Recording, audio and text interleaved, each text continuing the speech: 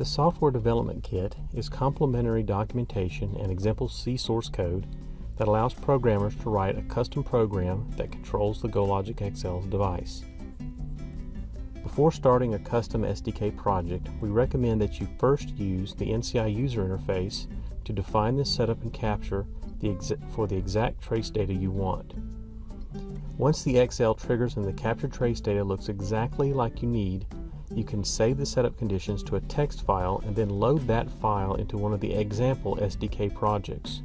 To save the setup conditions so that the SDK examples can load them, you must first enable the secret menu commands in the NCI user interface. These are found under the Options, System Options menu command, and you simply check the Show SDK Import Export commands in the File menu. Once you've selected that, there are now new menu items that are normally hidden so that it doesn't confuse customers who don't need them.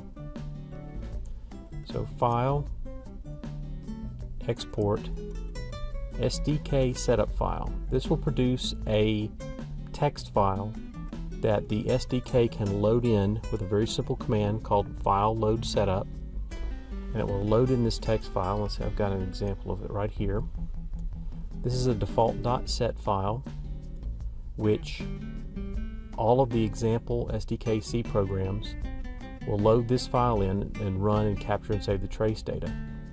And everything on the right side of the equal sign here is exactly the same format as will be used in the commands here, the parameters in the SDK documentation. So when you're sending a command string to set the sampling, for example, you can just send this string and it will work with the SDK program. But when you're getting started, we recommend loading this default .set. The other one is once you've captured with your SDK program, you want to see it in, say, the waveform window, you can use the file import SDK trace file.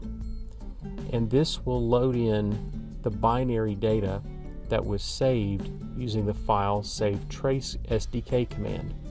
This produces a binary file, and you can then see it just like you're loading a project.